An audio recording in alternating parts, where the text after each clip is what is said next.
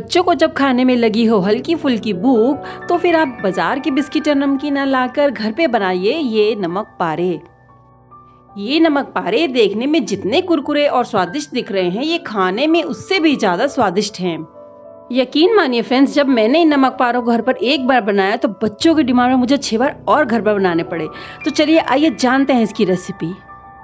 यहाँ हमने लिया है 300 ग्राम मैदा, यानी कि 1.5 कप मैदा, और उसमें मैंने ऐड किया है 1/4 चम्मच नमक, 1/4 चम्मच बारीक अजवाइन और 1/4 चम्मच कसूरी मेथी।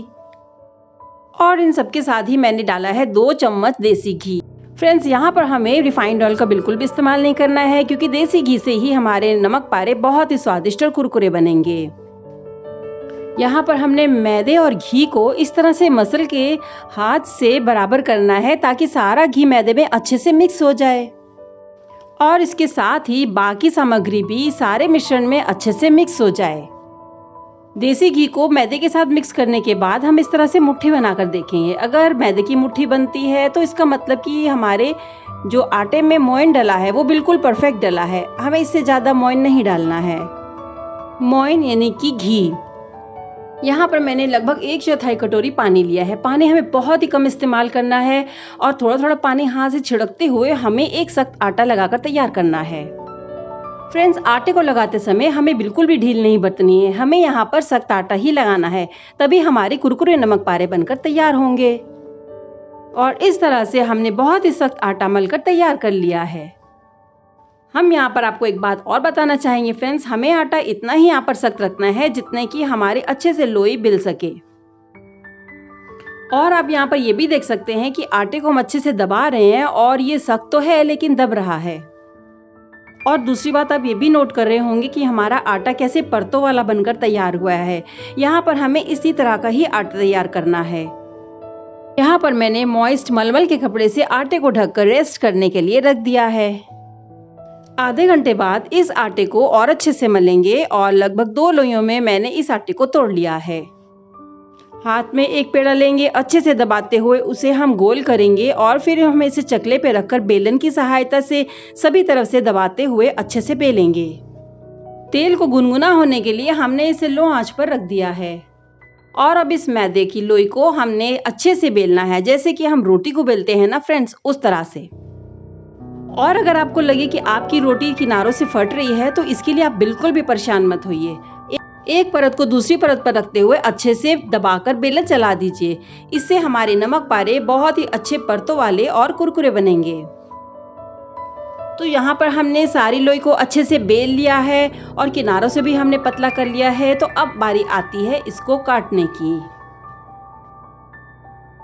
तो इस तरह से हम चाकू से सीधी धारियों को बनाते जाएंगे और सीधी धारियां बनाने के बाद हम इस पे तिरछी धारियां काटेंगे, जैसे कि हम बर्फी काटते हैं। इस तरह से मैंने सारे निशान लगा लिए हैं।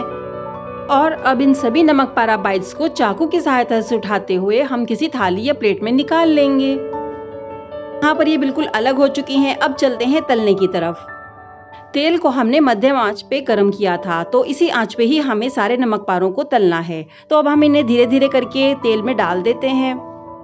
तो तेल हमारा मध्यम आंच पर गर्म हो चुका है। तो अब हम सारे नमक पारे डाल देते हैं और इन नमक पारों को तुरंत डालने के बाद नहीं चलाना है। हमें 30 सेकंड तक वेट करना है, ताकि हमारे नमक पारे आपस में जो चिपके हैं वो छूट जाएंगे। और फिर फोर्क की सहायता से अच्छे से अलटते पलटते हुए हमें इन्हें चारों तरफ से सेक लेना है। नमक पारों को तलते लगभग 2-3 मिनट हो चुके हैं। ये अच्छे से अलट पलट कर सीख चुके हैं और अब ये थोड़े से सुनहरे भूरे भी हो चुके हैं। तो इन्हें हम पोनी की सहायता से निकाल लेते हैं।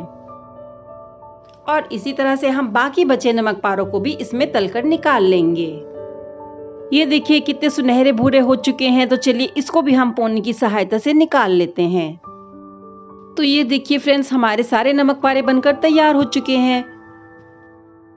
और ठीक इसी तरह से दूसरी बची लोई को भी हमने बेलकर तैयार कर लिया है। ठीक वैसे ही बेला जैसे कि पहले बेला था। और हमने इसको बराबर लाइनें डालकर काट लिया है और फिर इसके पर तिरछी लाइनें बनाई, जिससे कि ये बर्फी के आकार की बन गई। और फिर से इसको हमने थाली में निकालकर मध्यम आंच पर रखे तेल में डाल दिया है। 2-3 मिनट इसको भी अलट पलट कर देखा है और ये अब सुनहरे भूरे हो चुके हैं। तो चलिए इसको भी हम निकाल लेते हैं। और इस तरह से हमारे सारे नमक पारे बनकर तैयार हो चुके हैं। चलिए जनाब, इसे बच्चे खाएं या आप खाएं, सबको पसंद आएंगे और इसे आप एक बार ज़रूर बनाकर देखिएगा, आपको बड़ा मज़ा आएगा। और ये देखिए, आपको तोड़ के दिखाती हूँ कितने कुरकुरे बने हैं। थैंक यू फॉर वॉचिंग मामी मामा की रसोई। हमें सब्सक्राइब करना बिल्कुल ना भूलें।